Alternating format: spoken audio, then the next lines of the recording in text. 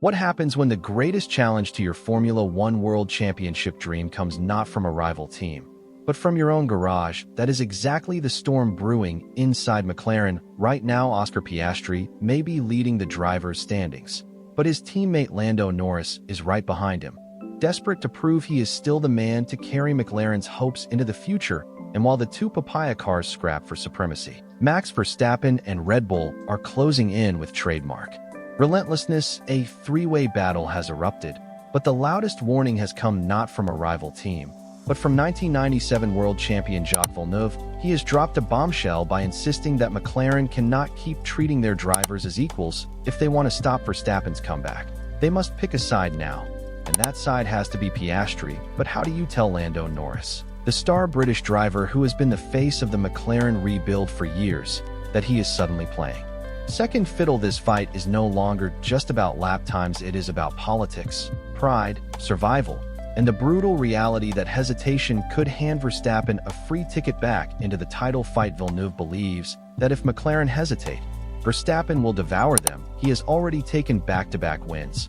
The momentum is shifting, and the papaya team stands on the edge of implosion. The question is simple: is McLaren ready to risk a civil war inside, Woking to keep Red Bull at bay, or will their indecision hand Verstappen the perfect opening? Before we dig deeper into the story, make sure you hit subscribe and drop a like, because this is shaping up to be one of the most dramatic intra-team battles since Rosberg versus Hamilton. Just weeks ago, Oscar Piastri looked untouchable, calm, calculated, clinical. He earned the nickname the Silent Assassin and held a commanding 34-point lead in the championship. But then came Baku, and the fairy tale cracked. A crash in qualifying, a false start, a brutal anti-stall, and finally the biggest insult of all, a crash into the wall at turn 5 in 1 weekend. Piastri went from pole favorite to backmarker, and suddenly the title race looked fragile. Sky F1 and Planet F1 highlighted the same thing. Villeneuve had already predicted it. He warned that once Piastri built a cushion in the standings, confidence could turn into carelessness, and he wasted no time twisting the knife. On Instagram, the Canadian wrote, "Piastri put it in the wall. He's been driving erratically this weekend. He's feeling the pressure coming from a former world champion who knows exactly how mental lapses can destroy a title bid." That comment hit like a thunderbolt. Fans quickly began asking, has the cool-headed prodigy cracked under the weight of his first championship fight?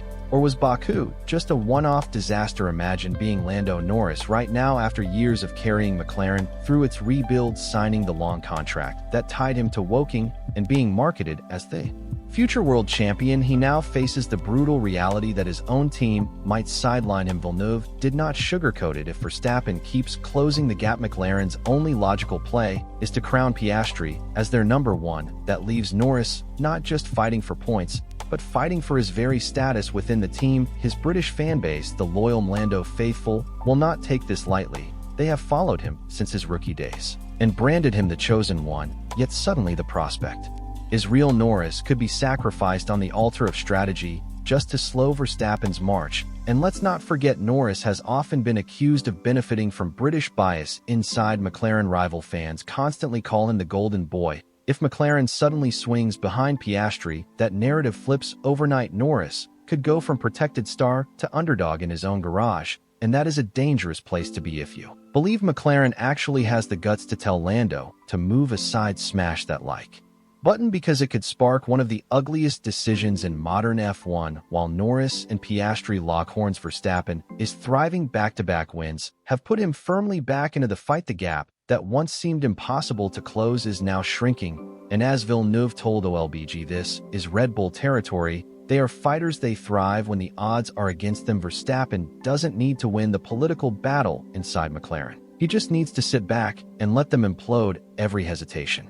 every pit wall mistake, every team order debate creates the opening. He lives for Red Bull, has been here before. They ended Mercedes' dominance, they bulldozed Ferrari's challenge, and now they circle Woking like sharks, smelling blood. The real question is simple: are McLaren's drivers fighting each other, or are they already losing to Verstappen's resurgence? When the season began, McLaren made a bold promise: no favorites, no number one driver, pure equality, two rising stars free to race and push each Other to the limit at the time it sounded noble, but that very promise has now become a trap with Piastri leading Norris chasing and Verstappen closing in equality means lost points every time Norris takes a win off Piastri or vice versa. Verstappen's chances grow stronger. This is where Villeneuve's warning cuts deepest. He insists McLaren must abandon equality if they want to survive, but imagine the fallout. Fans call it civil war. At McLaren, for a reason, break the equality pact and you risk dividing the garage, keep it, and you risk losing the championship. It is a no-win scenario.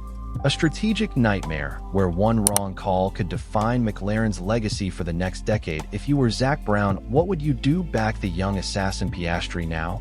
Or let Norris fight freely until the end? Drop your thoughts in the comments, because this decision could split the fan base forever. Pressure is the invisible fuel of Formula One. It can lift you to glory or send you crashing into the wall. Right now, both McLaren drivers are drowning in it. For Piastri, the pressure comes from leading the championship. Every tiny mistake like Baku is magnified 100 times. Villeneuve's words echo across the paddock. He's feeling the pressure. That label sticks, and once it sticks, rivals will weaponize it. For Norris, the weight is different, more personal. He has been the face of McLaren's rebuild, the man expected to carry the papaya dream, and yet for the first time, he faces a teammate who might genuinely beat him. Imagine being told your world championship hopes could be sacrificed for the rookie across the garage. That is not just pressure, that is torment. Meanwhile, Verstappen is in his element. Red Bull thrives on chaos. Max wears pressure like body armor. The calmer he looks, the more dangerous he becomes. If you have ever backed a driver under impossible pressure, smash that subscribe button,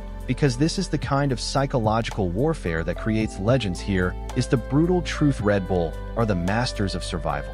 Jacques Villeneuve reminded everyone that this team has built a culture around thriving in adversity. Whether it was Sebastian Vettel in the early 2010s or Verstappen today, they do not panic, they attack. That is where McLaren look vulnerable. They are trying to play fair to keep both of their stars happy. Red Bull doesn't care about happy, they care about winning. If Verstappen needs every strategy card, he gets them. No hesitation, no second guessing. That is why Villeneuve insists McLaren must act now, because every week they hesitate, Verstappen's momentum builds.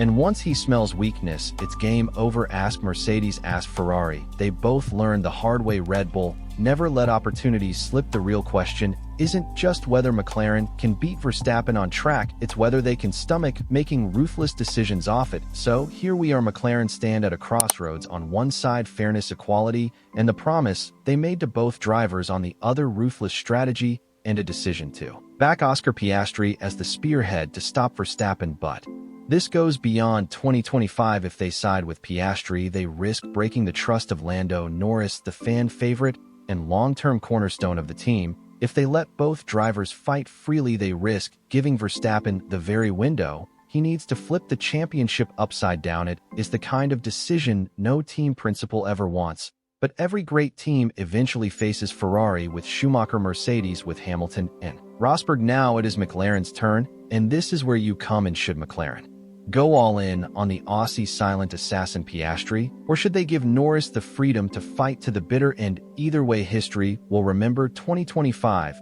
as the year McLaren chose its destiny. Don't forget to like, subscribe, and share this video, because this debate is only just beginning, and we want your voice in it.